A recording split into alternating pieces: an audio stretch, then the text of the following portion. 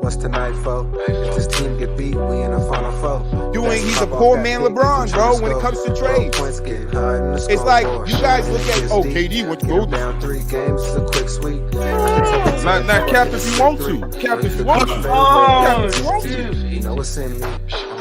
When I said that they let James Harden do the same thing and let Kevin Durant do the same thing, and they're essentially letting James Harden do the same thing again. It'll cause a quick freeze. I said Kevin Durant should have took a 50-50 blame, and Westbrook should have took a 50-50 blame too. MJ fade away with the eyes closed. Bust motherfucking down. You feel me? Back in the building with the motherfucking boys. How you guys feeling? What I mean? You already Nizzo, chilling. We're back on this beautiful ass Monday. You feel me? Back in the building, about to talk some basketball and shit.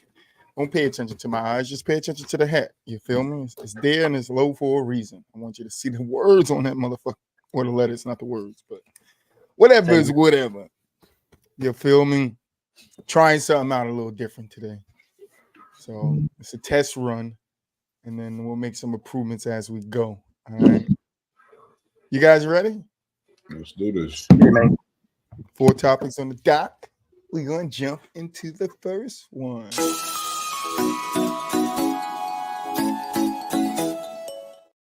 I like Magic Johnson being quarter number 1, you know, get the HIV. Like the Kool-Aid smile, hell yeah. Get it fast, you know what I'm saying? Get it fast. First topic on the dock, quarter 1, we're here, all right? Game just started. Boo up. We all heard the news. Mulich, Joel Embiid gets an extension.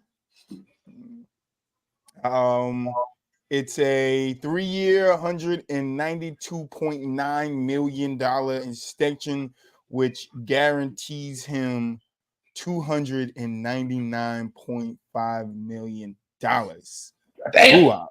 We're going to start here. How are you feeling about the extension itself? I mean, I would say it's deserved, honestly. At the end of the day, over the last 2 to 3 years, he's easily been a top 5 player. He's 30, and I get for a lot of people, like, I think it's casual as hell when people do say things like, well, I don't think he's deserving of that money, when clearly the market suggests he's definitely worth that money. People tend to think that the only way you can earn a contract like that as if you done won a championship. But that's not how this shit works, bro. He is one of the best players in the world. And arguably, when he's healthy, he might be the best player in the world. People gonna be like, oh, well, it's Jokic, it's Giannis, it's still arguably Embiid too, no matter how you chop it. And the money was definitely worth it, the contract. And I think all Philly did was just assuring that their best guy is taken care of. Mulich? I think it was deserved. I mean, when you look at the outlook of Joel Embiid and the team, I think Philly knows exactly what they want to do and how they want to proceed. They lock in Paul George, they lock in Tyrese Maxey. Now you lock in your main guy in Joel Embiid. So you have the pieces, right, and Kelly Oubre and, a few other pieces that they've added within the past few off seasons to establish themselves as true contenders in the East. And I think that's what they really are trying to do, just lock in their guys, right? Understand that they know how valuable that their guys are and that they don't want to lose the guys that they've had, the pieces that they've added in to, solidify them being a true formidable piece in the East. And I think that's big considering just who Joel is and the type of player he is, right? MVP, one of the best big men in the league, if not arguably the best big man in the league, especially when he's healthy. And I know there's been a lot of, debate and conversation about, him and Jokic and Giannis, but Like when you look at the outlook of his offense, look at the outlook of his defense, and him putting together a whole package, when he wants to, again, when he's fully healthy, it's deserved, right? You gotta lock in your guys, and you gotta get your guys all together and keep them together in order to, either win or compete for a championship. So, shout out to Philly, man. I hope to see him competitive in this in this upcoming season. All right, so we all agree Joel deserves his extension, but Mooley, sticking with you, what does the team need to do next to actually be a real championship contender? We know they added Paul George, they added a little small pieces here and there. They got some key pieces like Maxey still on the team. They still got your man. Tobias Harris is gone, isn't he? Yeah, no, Tobias is gone. Tobias is gone. So it's a new looking team. What do you think with Joel getting this contract that Philly needs to do next that they can win a championship in that time that he is signed to them? I think the main thing for Philly at the moment is staying healthy, right? You got Kelly Oubre, who, like I said, get the man an Uber package, get him a Lyft package. I don't give a fuck, but stop letting him walk or ride his bike, because every single time he leaves his house, he gets hit by a car. You got Joel. So there's that. With him, of course, it's healthy. You got to get him to stay healthy. You got to make sure that he's able to play throughout the whole season, if not majority of the season, especially when it comes to playoffs, because that's the big knock or mark on Joel, is that he's not healthy enough when it comes to playoffs. So if you can get your main guy healthy enough when it comes to the playoffs and have a guy like Paul George along with a guy like Tyrese Maxey, like I said, you got Kelly Oubre, Reggie Jackson coming off the bench, who actually provided really good minutes from last year. So it's really just about them for just staying consistent and being healthy when it comes to playoff play. Because I think when you look at the outlook of the Sixers and you look at the outlook of how their season has been the past few seasons, they've been competitive. They've been at the top of the East for the past few years. But when it comes down to the playoffs, they're either not healthy enough to compete. Somebody's missing. They don't have all their pieces. They don't have all their guys. And that guy is a key piece or a key role for their success. And you see the outlook of it when it comes to first round bounces, second round bounces, and then not being able to get to at least the Eastern Conference Finals yet. So I think for Joel's legacy, for Paul George's legacy, and just for the outlook of the Sixers and them not, causing turmoil in the city, I think this is a really big opportunity for them to win and them to be successful in the East with the pieces that they've acquired. But they got to stay healthy and they got to show us consistency, especially in the playoffs. What? Yeah, basically uttering the same sentiments. Health is going to be obvious for this team at this point. I think they have a contender, like, for the most part. I can only truly see two teams beating them in the East when healthy, and that'll be Boston and Milwaukee. Potentially the Knicks, I guess, right? I wouldn't say count them out all the way, but I think overall, if you're in Embiid, the only two teams you should be okay with losing to would be the Boston Celtics and potentially, really only Boston, to be honest. Like even if you was to play the Bucks, you should feel like you could beat the Bucks. It's Boston that's probably going to be your biggest obstacle. So, yeah, it's only one. If I'm Philly, I would feel like it's only one team potentially standing in our way.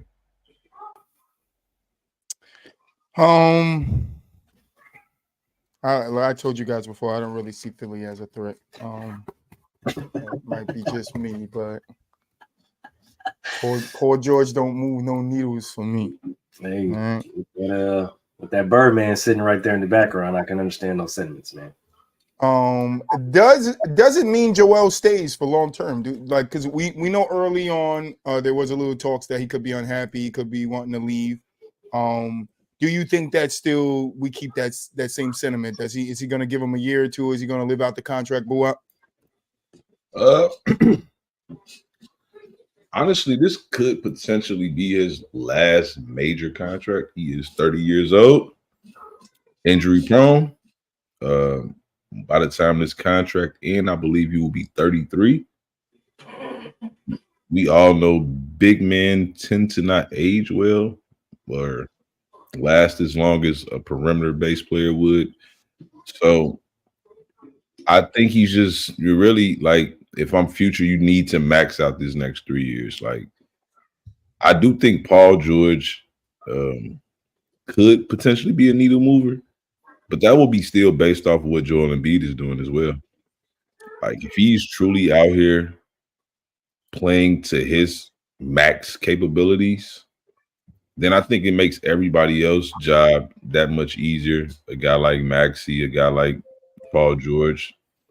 If you got Embiid out here giving you 30 a night, there's no need for Paul George to give you 25. 18 to 20 would be relatively pretty good because especially if Maxey's giving you 23, 24 points a game. Like, so I just think it all depends on Embiid's health for the most part. If Embiid's healthy and he's making life easier for everybody else, I just think Philly could be like a real problem because Oubre is solid. You got Oubre, you got Caleb Martin, I think that's his name. Yep. They got a very good, well-rounded team right now. And everything would just still be dependent off Embiid's health. Mulich? I think when you look at Joel in the future, he might be in the mentality of this may be not the last. I'm not going to say this is his last contract because anything in the NBA can happen. Right? He'll be 33, pushing probably 34 at the end of the contract. So maybe somebody is going to probably take a chance on him, depending on health or just depending on the outlook of his career or where it's at. But I'm not going to say that it's a sure thing that he stays in Philly. I think that he gives it maybe a few years because there's moves that have been made clearly to not only be competitive in the East, but be competitive with specific teams, right? So when you run up against Boston, when you run up against Milwaukee, right, in the first round or even in the second round, it's getting over those humps, right? And I think playing the hardest games would make it a lot easier for the 76ers. And I think that's what they're not really good at. They don't really play the hard games well. They play the easy games well, and they win the games that they're supposed to win. But the games that they need to grind out and stick out, and it's not going to be an easy game. And, so there's going to be some big shots. There's going to be some big defensive moments in the end. I think that's where they come into their problems at. So I think that's what they ultimately geared up for. So when I look at Joel, I'm seeing that, yeah, he may be around for the short term ride. Like, yeah, I think we have a solid team in order to compete and push for a title run this year. But if it doesn't work, I do kind of want to keep my options open to joining probably another competitor, another contender, because I have just the outlook of my career. I've won an MVP. I've been, scoring champion. I've been the top player at this league. So if I can't find a championship with this team, then who's to say I can't find one with the next team? And just looking at how superstars kind of move nowadays, it'd be interesting to see him not take that option. So the closing out this, quarter one, coming down on the last 10 seconds. You guys got to take the final shot. Do you think Philly fans are happy that Joel got a contract extension? I mean, I would say so. I don't understand why they would be upset about it. At the end of the day, you have one of the best players in the world. Do you want to ultimately win the title if you're Philly? Yes. You've been trusting the process all this time. Like you've been madly impatient, right? Like I wouldn't say impatient. I mean patient to a degree. Like they haven't won since what, 83, which was 40 years ago. Man. You know what I mean? So I get it, the frustrations, but you can't get mad at a guy for like literally getting hurt. Like no matter how much of a fan of this team you are, like he can't do anything about him getting hurt for the most part. Like, is it frustrating? Yes, but like at the end of the day, you still got to take some type of solace in the fact that you have one of the best players in the world. You just have to. Mood?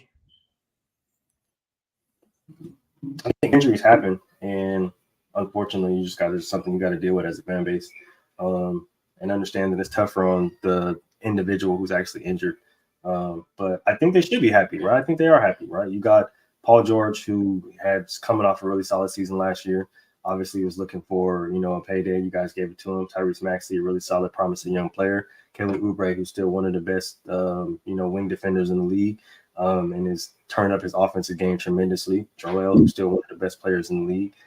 Caleb Martin. You still got Bobby Jackson coming off the bench. So it's like you got a really solid team, and just looking at the outlook of the team, they should be really competitive in the East. So, I think they should be happy. All right. You guys know how I feel about Joel Embiid better than Jokic, and that's the end of the segment. That's just for Boo Up. Just a little troll for Boo Up. But yeah, now I'm happy he got his money. Does need to stay healthy. I do agree with you guys there. I think another important factor is the chemistry between the new guys that's added. Paul George, we know what kind of player Paul George is, but we just don't know how it's going to work with him there. I think a great fit was James Harden.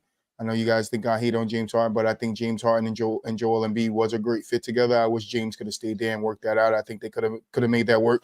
But I don't think George is that type of player. He's not going to be passing the ball like, James is. So I guess that it's all going to fall on Maxey. I understand what you said about the points. With Maxey getting 22 to 25, Paul George could get 20 to 23 if Embiid is averaging 30. But the big question mark is Embiid has been missing a lot of time. I think the most time he's played was his MVP season. So, I mean, that's a big question mark going into next season for them to be a contender. I don't think the pieces around is going to pick up enough slack if he misses a significant amount of games to keep them as a contender, where I could see them falling maybe into the play-in if he misses a significant amount of time. I mean, they do have poor George, but I don't know if you would equate that 76ers team to the teammates he had with the Clippers that when they made that push at the end when Kawhi got hurt. But I am interested to see what how Philly works and where Philly goes this season with the new acquired pieces. But I ain't scared of them. You feel me? All right. I wouldn't be either if I was fucking Boston. I got the best team in the league. I had my Boston shirt on, but it didn't go in my hat, so I took it off. Thank God. Thank God. I could go get it, boo up. It's fucking right through a door. It's right there, 2 feet. I would love to see you up here mismatching. Fuck them. No, I don't need to get it. I don't need to get it because I got this. Don't need to get it. It's always in arm's reach, boo up. And when Jason Tatum's and Jaylen Browns come, I'm throwing those all in your face. Okay, those are on the way. Right? I hope your next ring is 2 years apart from the next one you get. I don't care. You would never get a ring though because you don't got a team. You would never feel the enjoyment. I don't want a ring that I didn't even make a fucking layup on. Hey, I do. I don't want that. I do. I didn't even goddamn it gathered. I do. I put my listen. What are you talking about? I put my blood, sweat, and tears into it just as much as they did. What are you talking about? Put some tears. I paid for the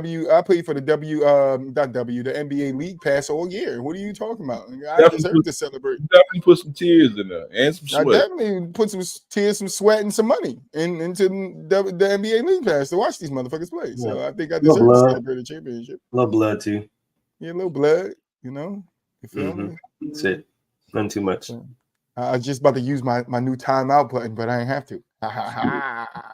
But anyway, moving on to the next segment. Let's get to quarter two.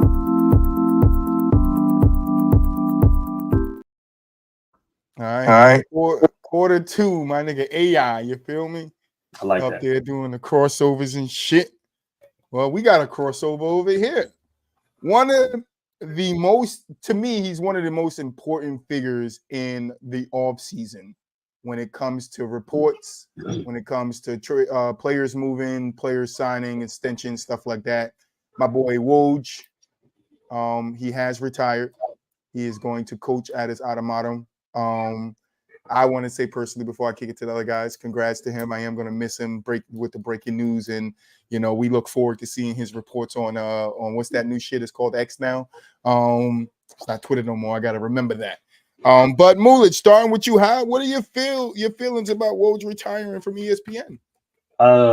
Honestly, it was crazy. I didn't even expect it. The Woj man with the final Woj bomb. I think a lot of people kind of overlook what these, certain sports writers, certain sports analysts do, and they get kind of underappreciated. And with Woj, man, it's crazy how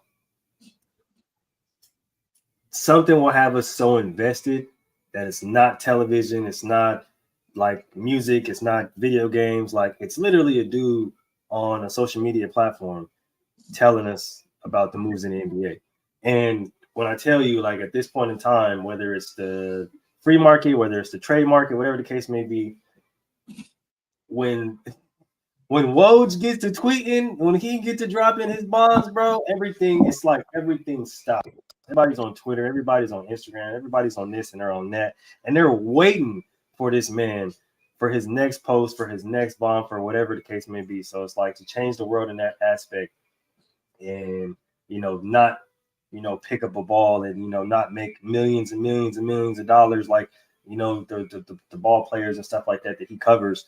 It's just crazy to think about, like, the impact that he had on the sports world. So shout out to Woj, man. Shout out to that boy Andrew Wojnarowski, man. He's definitely a legend in his own right, and it's a staple in basketball. Boy. Yeah, I mean, this is, like Moose said, it's kind of like slept on to a degree, because Woj is like, I mean, he's like Shefty, right? Like, you know what I mean? Like, he's the NBA Shefty, bro. Like, I don't know who's going to replace that, honestly, because it don't seem like we really ever had somebody like a Woj. You know what I mean? Like, I'm trying to think who. It's usually like what? These sports beat writers or magazines that breaking these news is most of the time outside of Woj. Mm-hmm. Sports Illustrated or whoever gets that story by the athlete. You know what I'm saying? By the athlete's agent, right? Like, so one day that would be us. Maybe I wouldn't mind to be. You feel me? But like, yeah, the Woj, man, like the Woj bombs is gone, bro. Like, and it's crazy. You know what I mean? Like, and shout out to Woj though, like, because being a general manager for a college is not an easy job, bro. That's deeper than just like having the inside scoop on trades and stuff like that. That means you actually know basketball. Mm-hmm. So X's and O's. Exactly. Like, mm-hmm. So, and that's something, honestly, I wouldn't say that I didn't think he had in his bag, but I wouldn't really think that after being a journalist for all these years, that's something that, you know what I mean, a guy would do. It's like a challenge. Yeah, but that's what he said. Like, this is more about a personal challenge for him. He want to challenge himself, and I'm not mad at him. Like, that's what life is about. You know what I mean? Striving. Like you know, he wants a new challenge, and a lot of people at that age that's been so invested would just be easily just like, I ain't doing that. You know what I mean? Like, but Woj like, nah, this is something that you know what I mean? Shout out to him. I hope he does well. You know what I mean?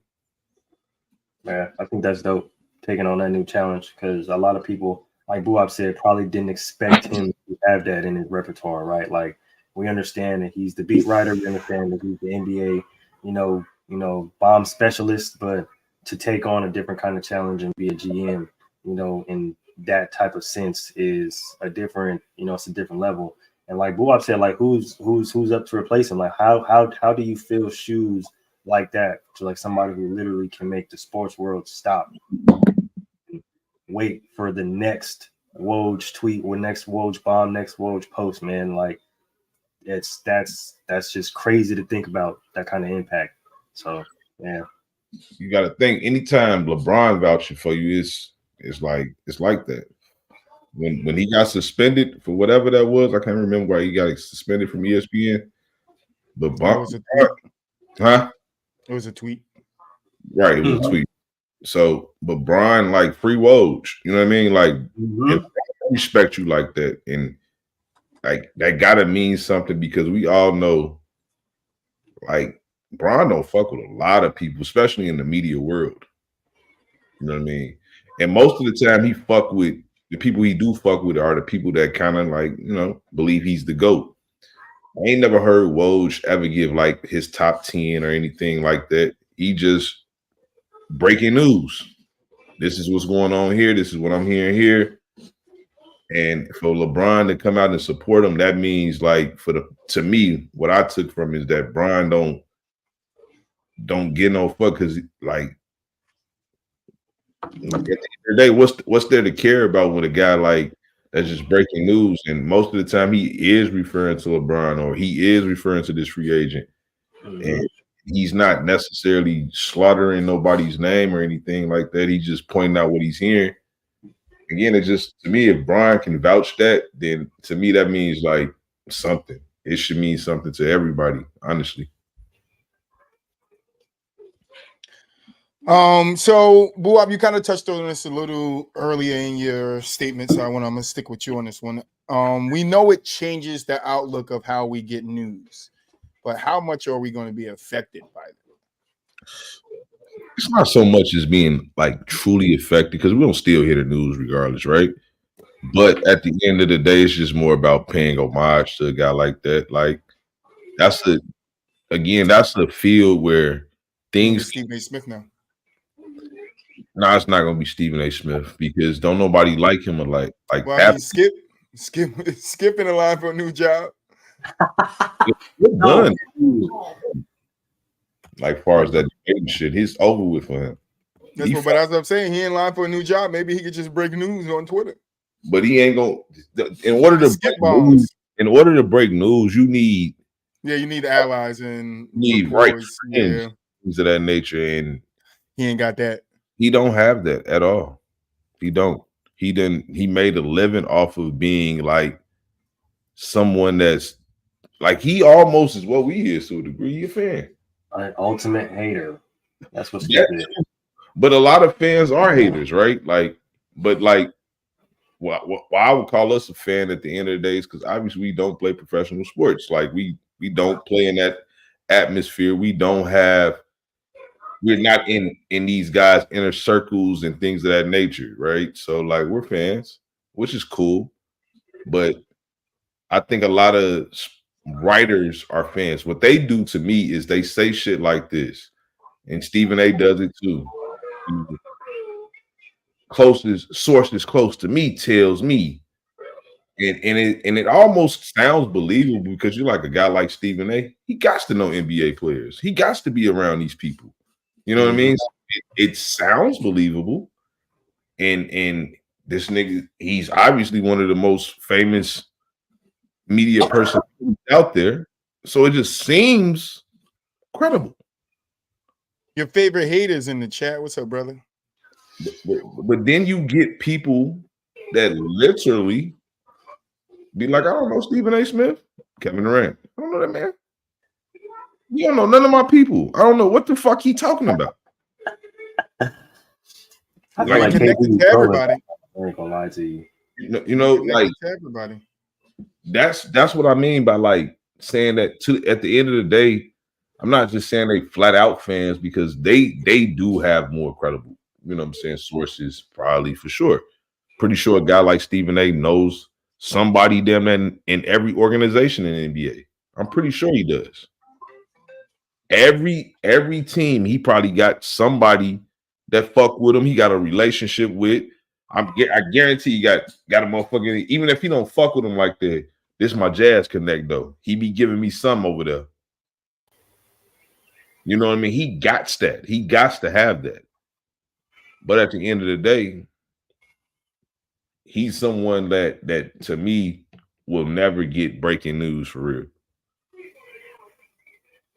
like truly breaking news.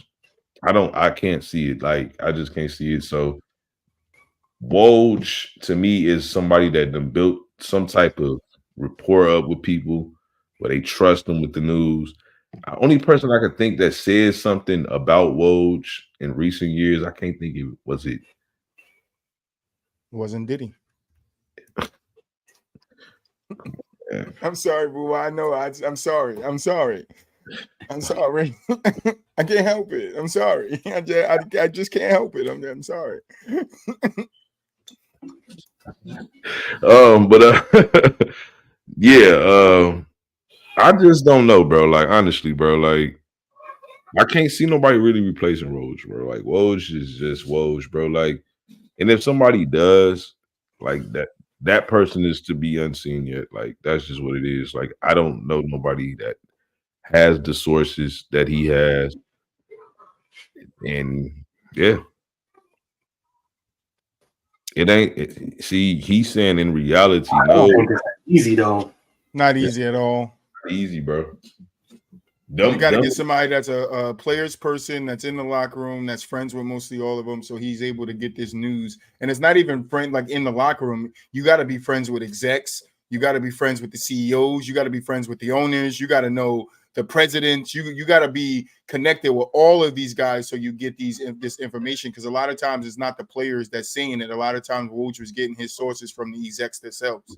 So it's not that easy, your favorite hater, for them to just plug and play anybody in because they can't put Skip there. You can't put Big Perk there. You can't put Ryland Hollins there. Like you can't do so. You can't say that you could put anybody there. You can't put Paul Pierce there. Like, and these are ex-players, and you still can't put them in Woj's job and them do it adequately like he did.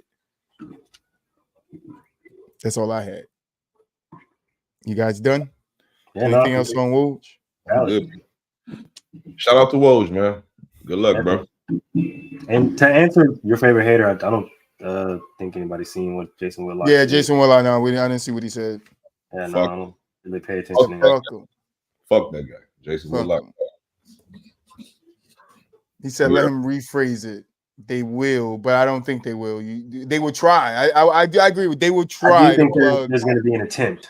Yes, to plug anybody in it, but it's not going to work the way they think it's going to work, and they're going to have to come up with another game plan.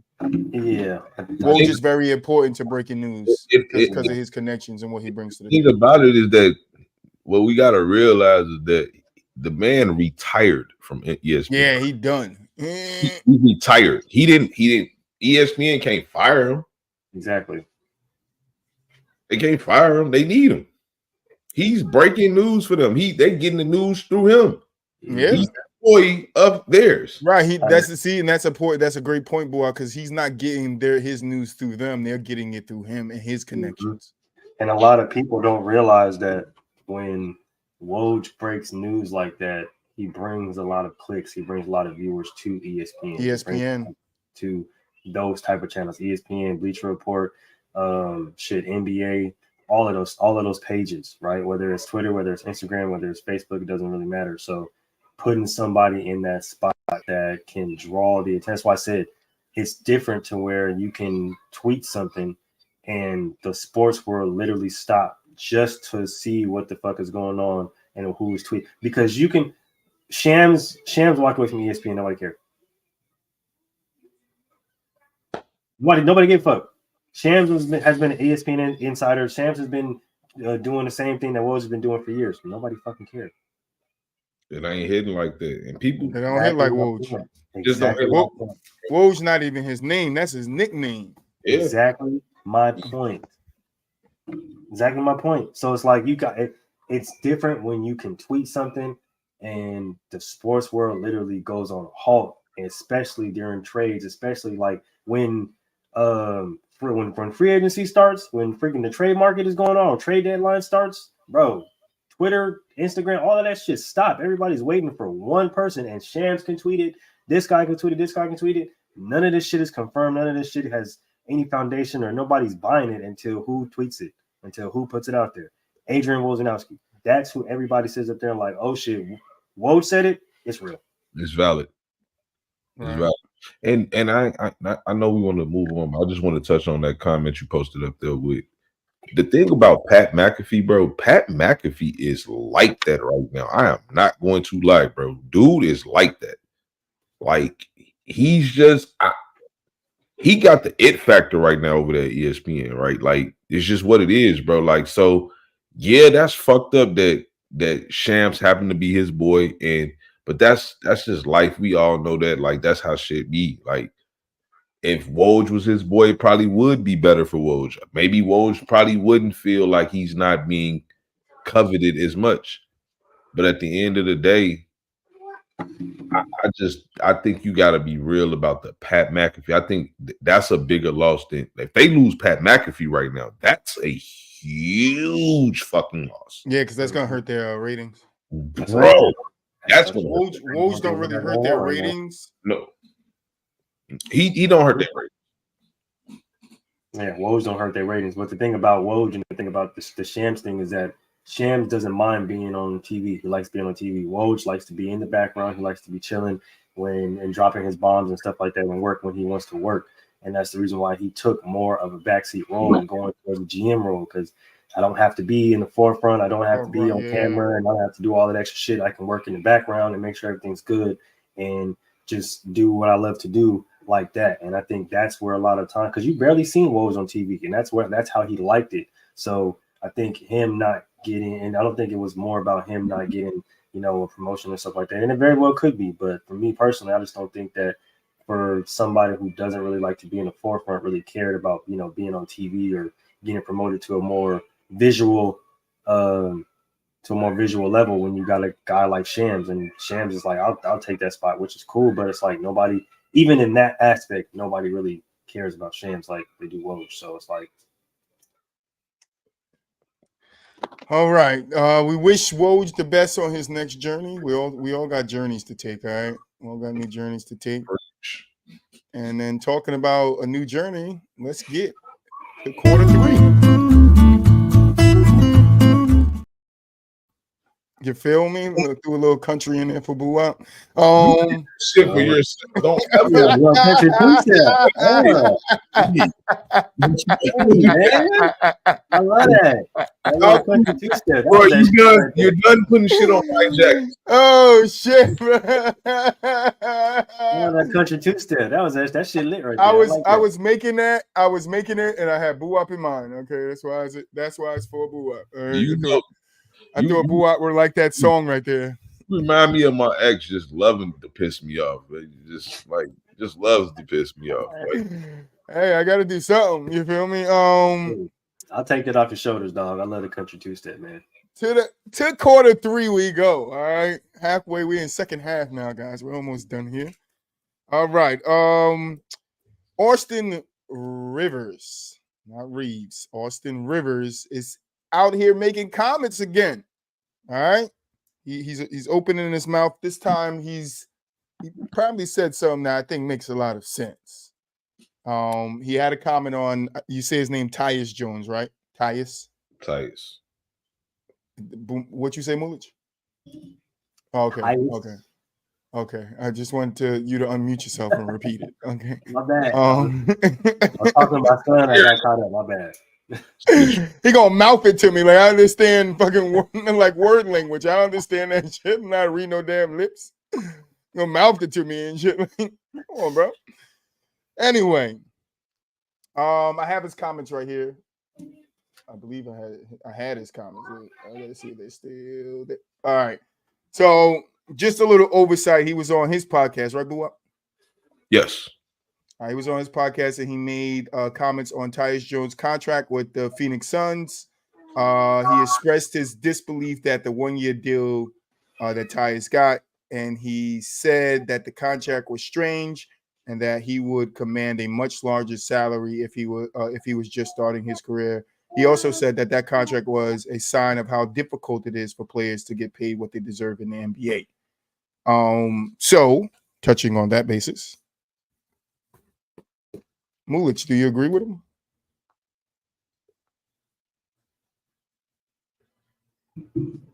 I had to look up how long Tyus Jones been in the league. Because I'm like, wait a minute, why is he starting off his career? This nigga's been in the league 9 years already. Like, Yeah. I don't understand what this nigga's saying. He is. It does say he's one of the best backup point guards in the game right now, which I think we all would agree that he's definitely in the top 10 of backup point guards. Yeah, and what did he sign for? I think 1 year, 3 years, $3 million. You got $3 million. I mean, that's not. Is he saying the contract is bad or something? Like, That Ty should have got more. They should have got more. I mean, if you want to argue that, I mean, I guess sure, but the type of player that he is and the type of team that Phoenix has, I don't think that they're willing to pay him at the level that a lot of people think he's worth, or even the level that he is worth, because you have a KD, you have Bradley Beal, you have Devin Booker, so you got all of these guys that are commanding a lot of money, of course, obviously, right? But then if you even look at the rest of the guys on the team, which I'm trying to pull up the roster right now, it's like I'm not gonna pay, although he is a serviceable guy, I'm not gonna pay him like even close to what 10-15 million dollars for what 2 or 3 years or 1 year. That doesn't make any sense to me. Just business wise, it doesn't make any sense to me. And yeah, he's a serviceable guy. Yeah, he's one of the best backup point guards in the league. But at the same time, it's like looking at how the business works, looking at how I want to build my team so that we're competitive, not only now, but in the future.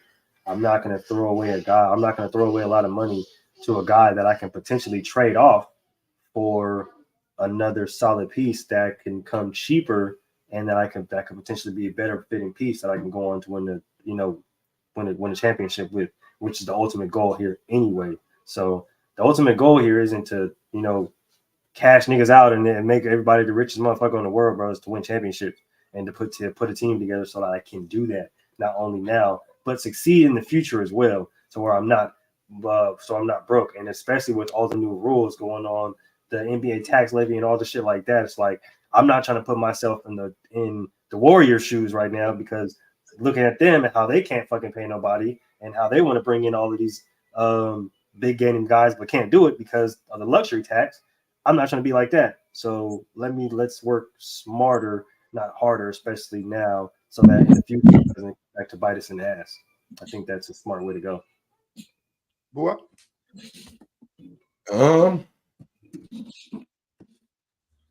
I want to partially agree with him. Okay, so I'm gonna read the direct quote from some of the podcasts, right?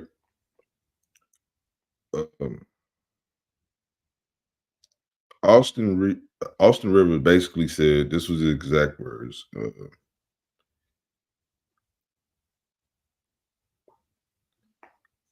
He said, that is why you see so many guys getting pushed out the league. And I will stand on this. I do believe it's diluting the NBA.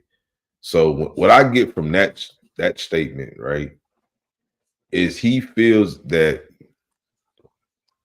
you do see a lot of players lately that still have game, that could probably be serviceable, but they choose to go overseas, right?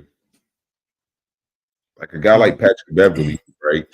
He could probably still play in the league, but he looking at the market like, motherfucker want to give me $2 million to barely play when I can go to Turkey and make $10 million and actually play and play less games. So I think that's what he's kind of referring to, right? Where guys like are taking shitty deals in his eyes. But the only thing is, I don't really believe that's the case for a guy like Tyus Jones, right? Granted, Memphis gave him 2 years, $29 million, like 2 years ago. Literally. They gave him that. Now here he is at 28 and was very good last year. Mm-hmm. Very good. Taking a $3 million, that's a veteran minimum deal. But I think why he's doing it is because there is a very much needed opportunity well, not opportunity, but like there's a much need for what he provides in Phoenix, right? If he goes there and somehow, let's just say Phoenix get to the Western Conference Finals, and he's a catalyst of that. He's making guys better, right? Now, I just signed that 1 year with Phoenix, and I showed at the, you know what I'm saying, at the upper echelon level with key guys like a KD and a Devin Booker that I could be valuable still, and I could actually make their jobs easier. Now I'm looking at some different money that next offseason. Now I'm looking at a 4-year, $100 million deal next year. So I got 2 years, $29 million. Now I'm finna get 25 a year, just off of elevating that team. We don't have to win the title. I don't have to. I might not even have to leave Phoenix. Phoenix might want to give me that money now. That's true. So I think I get what Austin Rivers is trying to allude to, as far as I just still think that's more situational. Like it's definitely more situational for veteran players that actually still want to play, think they still got something. They're really doing it for the love of the game, but also I need these coins. I want to play still. I don't want to just make $2 million sitting on somebody's bench. I want to actually play ball still and stay in shape and do, you know what I'm saying? I still want to be a basketball player, but I also want to get this bread too. I want to feel like I'm getting paid what I deserve. So that's why I think a lot of players take the overseas approach. So I don't think it's so much as players getting pushed out the league. I think it's just all still going to forever be situational with these contracts, no matter what. It's just going to always be that. And you can't avoid it. I think Tyus Jones to me, that's pretty smart, because he could have probably went elsewhere and got 15, 16 million a year easily. Could have got that pretty much that same contract that he got from Memphis. He could have got that again. If he went to the Pistons. He probably could have got more at the Pistons. I ain't gonna lie to you. Probably could have got like 3 years. 130. I wouldn't say that much, but because you can only get it all relative to like what your last contract was. I think that's how that kind of go. Like you can't make that type of jump unless you done made like an all NBA. You have to do something. Yeah, you got to get you got to be some accolades. Yeah, you changed it where your market is different. So I still think it'd be more so. Again, you still probably get like a 3-year, $40 million deal though.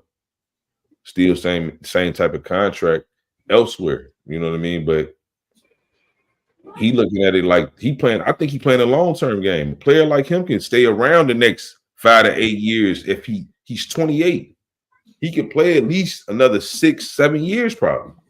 He probably won't be as good no more, but he'll still be a serviceable. Like right now, if a guy like TJ McConnell can get, I think let me see what they just gave TJ. Yeah, they did just pay TJ a lot of money. Bro.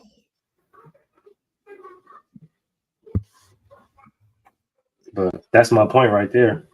Is they're paying KD, Beal, and Book all of this money, then you're gonna have to pay if you want to. He has 4 years, $44 million. McConnell? 4 years, yeah. TJ McConnell has 4 years, $44 million with Indiana, with the Indiana Pacers. And that's another thing, like that Rivers is saying, like he can't name 15 backup point guards better than this guy. And you got a guy like TJ McConnell making that type of money. But I think also that goes into how teams value their own players, because TJ McConnell got that contract from a team that he played on, which was the Pacers. Am I correct, right? I would agree. I would agree with that. That is very well. So that's definitely a part of it for sure. The Pacers is a loyalty type of deal. Cool. And TJ McConnell is a very serviceable backup point guard. Yeah. So he played very well when he played very well, man, when Hallie went down. And I think a lot of that got to do with people sleep on Rick Carlisle as a coach. Like also true. Like Rick Carlisle is a hell of a coach. But yeah, so I just think again, like it has a lot to do with the way contracts are super situational, the way the league is like it's not a real need for a guy like that either, though. That's the truth. That another thing people don't want to talk about. Like he's not really a great starting point guard, I guess, right? Like, unless you have a team that truly needs a point guard. Most Especially teams, when it comes off the bench. yeah, most teams don't need a quote unquote traditional point guard in today's league. Most teams don't. It's a positionless basketball that is a free flowing basketball. Usually, your best player, more than likely, is a perimeter player. He's your primary decision maker. Mm-hmm. How this game is being played right now. So you just look at a Boston Celtics team. Their primary decision maker is Jason Tatum. He is dictating the game. This is the league we're playing in right now. You don't need an ideal quote unquote backup. Pass first point guard. But if it's one team in the league that need that right now, that's the Phoenix Suns. There you go. He has value there. He's going to play. But, yeah, it's you got KD, you got Book, you got Bill that are eating up most of the money in the contract. Then you got Nurk, which is probably the next highest paid. Then, I don't know, Eric Gordon, Grayson Allen. You got to start filing these guys in. Josh Okogie, just a lot of these guys, right? Like, they had a really solid roster. But just looking at the outlook of the roster, I think that this is a smart move by the Suns because now you give him the opportunity to, play first and foremost because we know that's what he's going to do. And then obviously to supplement a lot of money because he is on the veteran minimum and bring in some experience that you may not have had because coming from a team like the Memphis Grizzlies, not only was he really big on the offensive side, he was good on the defensive side of the ball as well and played really, really good minutes. And you pair that to what the Wizards or him trying to be on the Wizards, but him essentially coming back to the Suns, them kind of restructuring that deal is they see the value in him and they need him to take on a different kind of role. So I think ultimately that's what it comes down to. It's a smart move, right? Like, of course, we want to see players get their money, but at the same time, like, I think a lot of people want to see their team win the championship. So. Yeah.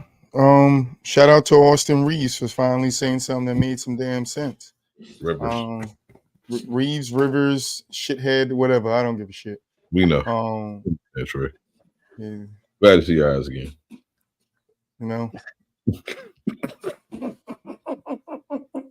It's unfortunate. It's unfortunate that his daddy's still a coach and he can't play. Anyway, we're done with the third quarter. Let's get into the fourth.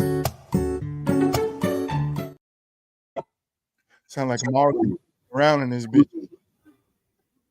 Little quick Wendell one. You feel me? All right. Closing out the show.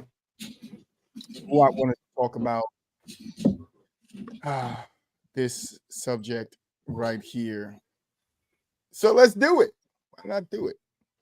So the question I posed to you guys, and I have them all here in front of me.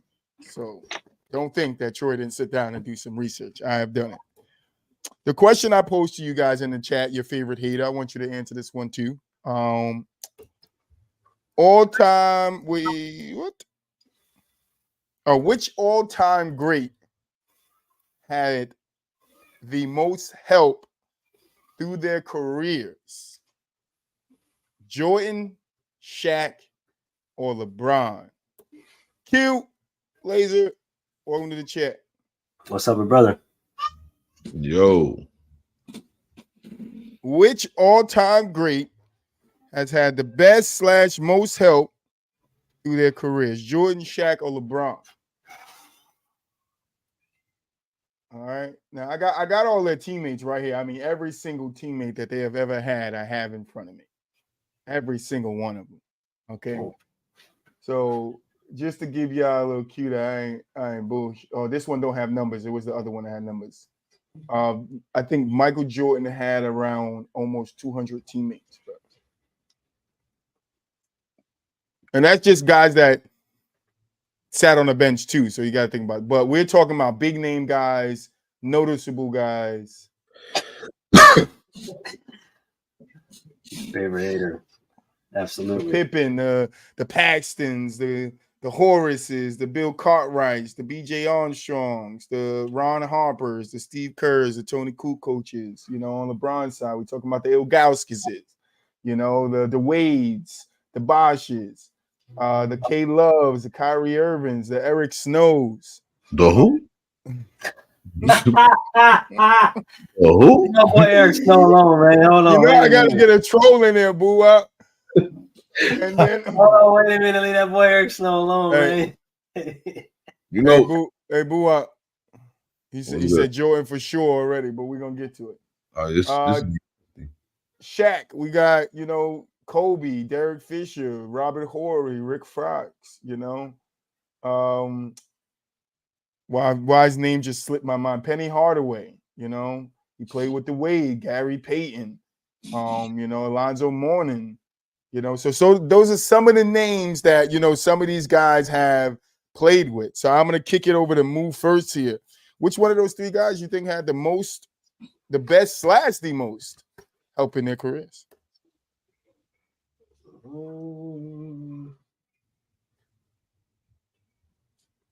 Yes, Laser. The more useful pay. Oh, okay, hold on. Before you go, that's a good question. Let's clarify. So are we talking about the most useful players, or are we talking about the names? Because what I took from it was names. Help is help, man. That's the reality of it. Help is help. Like at the end of the day, is help. Like so. I actually, it's crazy. Like I wanted to talk about it because I actually been fucking people heads up on TikTok about this shit because it's like, and I'm gonna just go first. Well, you go after me since I'm talking. Okay. So I've seen this TikToker, you know what I'm saying? Shout out to Shoot, that's my guy. He actually, he a LeBron guy, but he actually know what he's talking about. I fuck with him. He made a basically a post saying that out of the 6 final runs, Scottie Pippen outscored a number 1 option 8 times on the opposing team. So out of 24 series, which that's what 6 finals will lead up to, 24 series, he did that 8 times. So that got me to do my own little homework. I say, Lim, that's pretty dope. Don't get me wrong. That's 33% of the finals runs that Scottie outscored the number 1 option. That's pretty dope. You know how many times that happened for LeBron James? How many times his second person outscored the best? 2 times. No. 27. This was over this was over 36 series, right? So I didn't count the 07 finals. I literally just counted all his championship runs, except for 07. So 36 series. 27. 21 of LeBron James' teammates have outscored the number 1 option. 21. 17 times it was actually the number 2. 4 of those times it was his number 3 option that outscored another number 1 option, as well as the number 2. I mean, you're talking about LeBron teammates, right? Yes. Okay. So there has been a series where LeBron, D Wade, and Chris Bosh have outscored another team's number 1 option. There has been 3 series where Kevin Love, LeBron, and Kyrie have all outscored the other team's number one option. Scottie Pippen did this 3 times in 91, right? 3 times in 91, he outscored the team's number one option, the first title run. Kyrie Irving did that every round during the 2016 finals run. Every round. So, again, when we're talking about help, people, obviously, LeBron has had more offensive help than a guy like Jordan. Offensive help. Now, people are going to be like, but what about the defense? Jordan has had more defensive help than LeBron. I'm easily going to admit that. Scottie Pippen is one of the best perimeter defenders of all time. Top 3, easily. Easily. But this is the question I pose to people, and people like to play dumb. What do we value more, offense or defense? Offense. Offense. Yeah. I mean, if you had a choice of choosing an elite defender or the elite offensive player, you're probably going to choose an elite offensive player. Definitely. So this is what kills me when people sit here and try to act like, when I'm talking about help, and even if I'm just referring to offensive help, it is better help. Because the object of the game is to essentially score points. And if I have better players to score points, I probably have better help. It's just the reality. Now, the person that people, to me, has the most underrated help, and don't nobody want to talk about it, is Shaquille O'Neal. Well, Shaq has 28 teammates that scored over 10 points throughout the time that they played with him. I understand that. Now, Hold see, on, this I ain't done. I'm doing my own numbers here. Hold on, got to do LeBron now.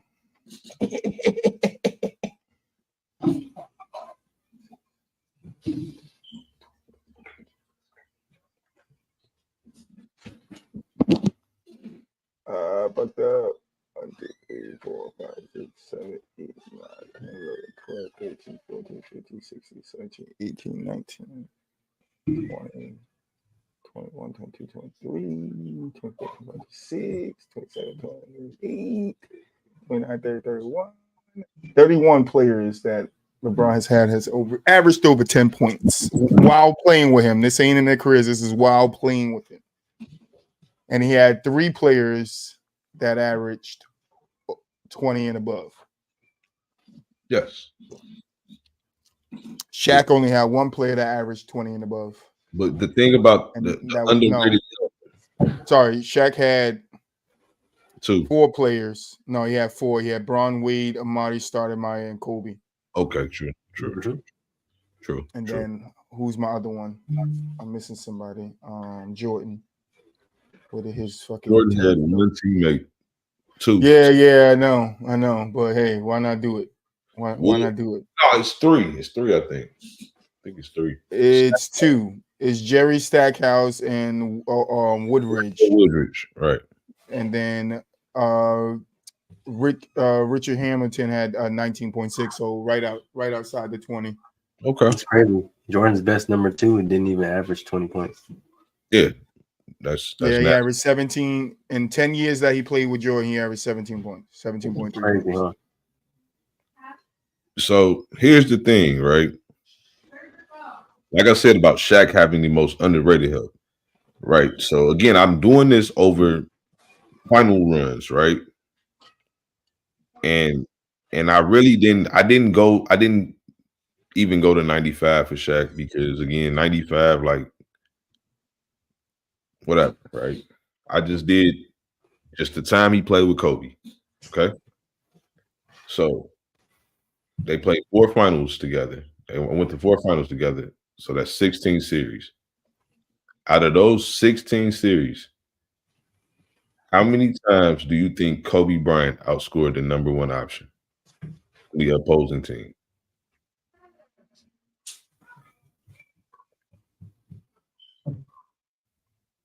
Outscored the number one option on the opposing team. Mm-hmm. Out of 16 series. Who's Shaq? Who's checking? You talking about Shaq's second guy? How many times they outscored the opponent? Well, Kobe is the second guy technically, right? Right.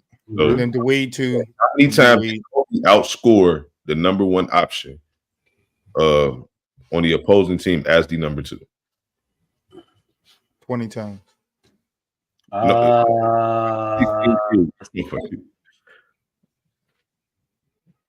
gonna say 7. 10. I'd say 11. 11. I'm going with 11.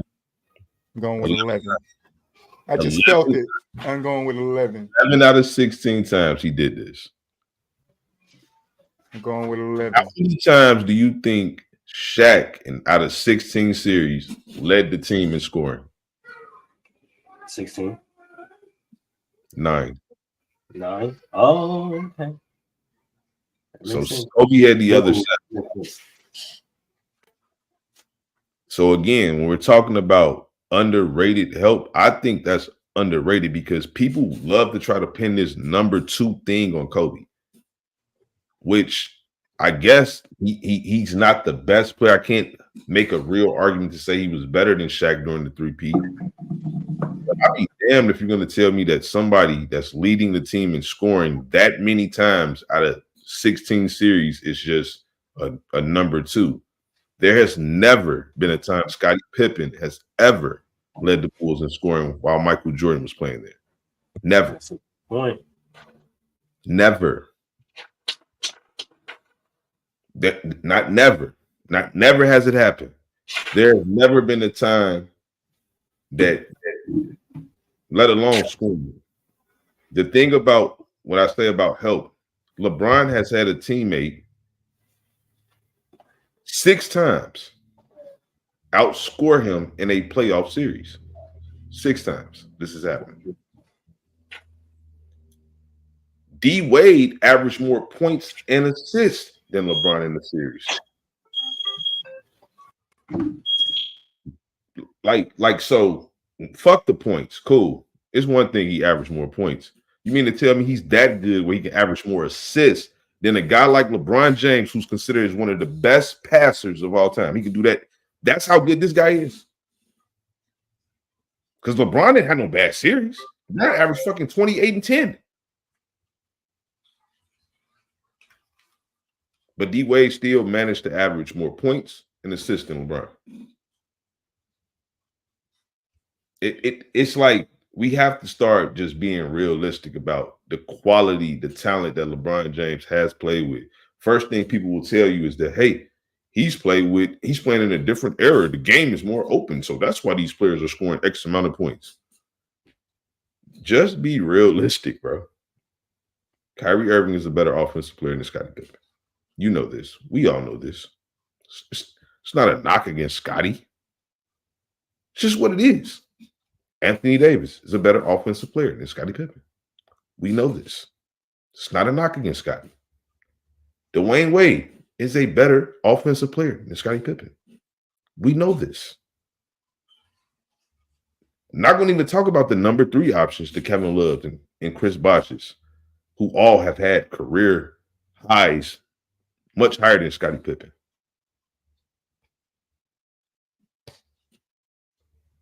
But we're going to keep trying to play these games because Jordan had Scottie Pippen all those years.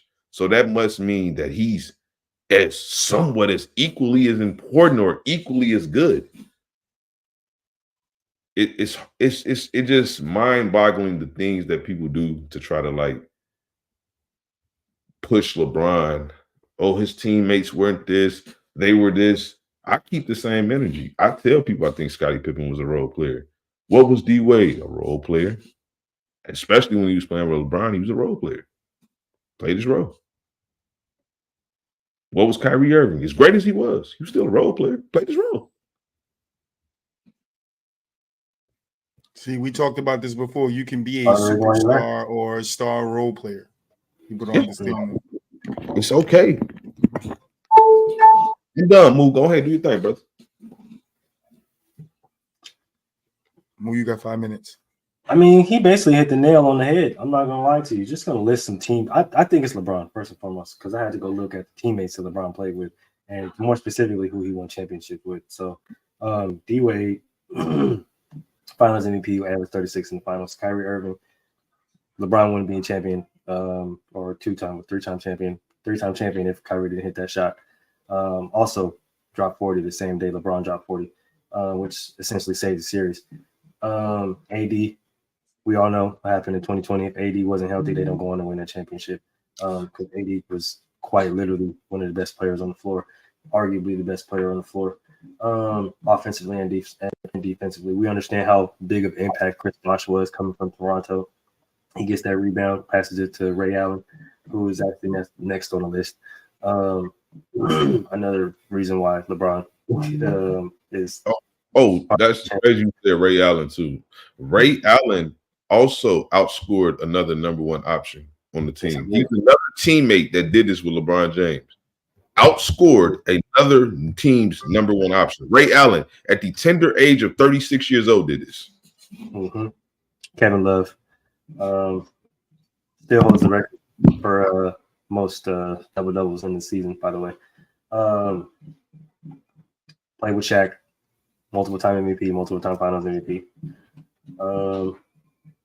Rondo, again, champion. Dwight Howard, Defensive Player of the Year. Been to the finals prior to teaming up with LeBron. So I mean, when you just look at, and those are not. I ain't even get to the rest of the list. But when you just look at those teammates and the outlook of LeBron's career, like without those guys, LeBron probably isn't the player that or the champion that he is. We're not regarding him in the same, name or sense that we're putting a Jordan or a Kobe or even a Shaq.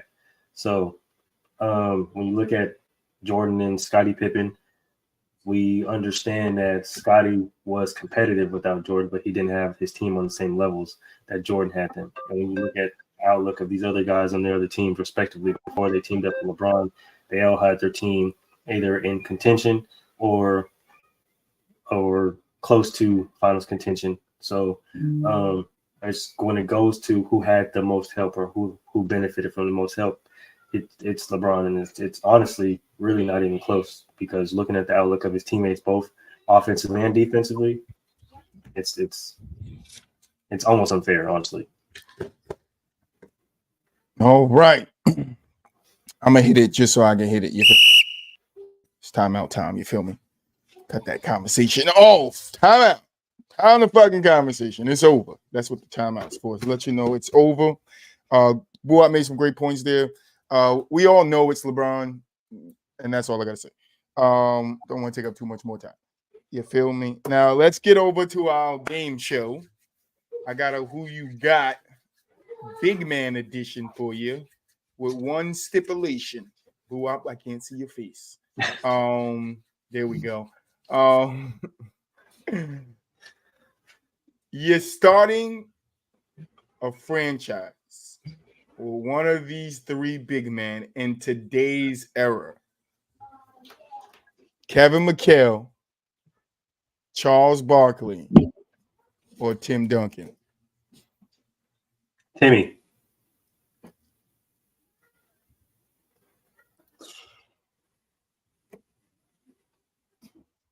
Give me Charles Barkley. That's exactly who I was going with. Give me Barkley, man. I mean, I love Timmy. I think he's the greatest power forward ever. I But don't think he fits in his league. it's not even about picking this league. It's like it's hard for me to ignore the success that came with a guy like Pop. Like it's hard for me to ignore that. If I'm just looking at pure talent, and I don't know if you're gonna have this great coach, this Hall of Fame coach, you know what I mean, that's gonna put this cast around you and things of that nature. As great as Timmy D would still be, like I still would think he would be like a Hall of Fame caliber player without Pop. But like I definitely can't just say he would be better than Barkley, like from what I've seen from Barkley, bro. Like, Barkley was just different, bro. Like I know that guy can carry me to the playoffs and do some things. I think it's Barkley for me easily. I ain't gonna lie to you.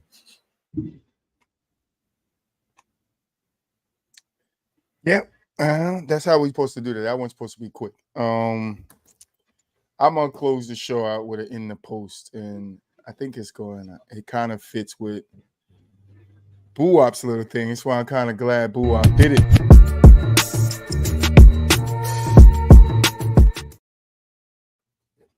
So today my topic is debates, right? So I want to give the definition. I pulled the definition of heated debates because that's what we kind of do up here. So I'm gonna just bear with me for a second, right? The definition of a heated debate is a discussion about a topic where people have different views and are angry and excited, right? When heated described as an argument, discussion, dispute, it means intense, passionate. Yeah, that's what it means, right? And I know we tend to all get passionate, right? Because they're all forms of debates that's happening on, social media in the sports world. So many different opinions. We're trying to figure out, what we take in, what we believe, what we stand on. And a debate isn't to change anybody's mind. It's not why Boo-Wop got up here and said what he said, even though it is why Boo-Wop got up here and said what he said. He wants y'all niggas to understand that you're wrong and you need to get your shit together. You feel me? Boo-Wop might not say it, but I'll say it for him. You feel me? Get your shit together. But a debate is not to change somebody's mind, right? Or telling people that they're wrong, because you guys like to do that in debates too. Because if it was just that simple, right? If it was just as simple as telling somebody that was wrong, how could I be the king? I didn't write how could I be the king. I wrote how could one be the king. But how could I be the king of debate if I'm just telling people they're wrong? You feel me? You gotta articulate yourself. You feel me? That's what we try to get better at over there. Articulation. You feel me? You gotta stand in the fire, get burnt a little bit. Sometimes it might be too hot. You feel me? That's where the term "you're getting cooked" came from. You feel me? Because the fire in the kitchen, the cooked in the kitchen. You feel me? The fire in the kitchen. That's where it came from. You get cooked. But I want to close with saying passions rise, tones go up. People look like they're about to explode. Someone facts outweigh the others. Intense is the fire that burns for what you stand on. Passionate is the belief in the words you spit. Aggravated is just what Troy gets sometimes, but we all do. A debate for me is about sharing, and what becomes hard at some points is when we get away from the core of a heated debate or debate, which is the excitement in it, the anger in it, the opinions in it. That's what we find here, right? That's what a debate is. You're supposed to get up there and stand on your business. Stop letting people like, Boo-Wop. No, I'm playing. I get out here and change y'all minds. If y'all want to hate on Jordan, hate on Jordan. Hate on him. All right, debate that shit till you die. All right, but you won't find Troy debating it. You feel me? Mic drop. I'm out. Get your skills together. I think that worked perfectly what Boo-Wop was saying at the end there. You got to learn how to debate, fellas, and stop using all these fucking cheap ass tactics to get off what you need to get off of. All right. I know I use some of them true. My favorite one is the troll tactic. You saw it here today. You feel me? When I say Diddy, and everybody bust out laughing. That's how you're supposed to use it. Subtly, in between conversations. So you get a little jokey joke and then you get back to it. But anyway, final thoughts. Make sure y'all can tap in the rest of the week throughout the rest of the shows. View social media because we will be promoting Gentlemen's Talk, PVT, and Talking That Ish Inside the Huddle all throughout the rest of the week. You see Troy, my boy with the hat. Gentlemen's Talk is at 6 p.m. Pacific Standard Time. PVT 7:15 p.m. Pacific Standard Time.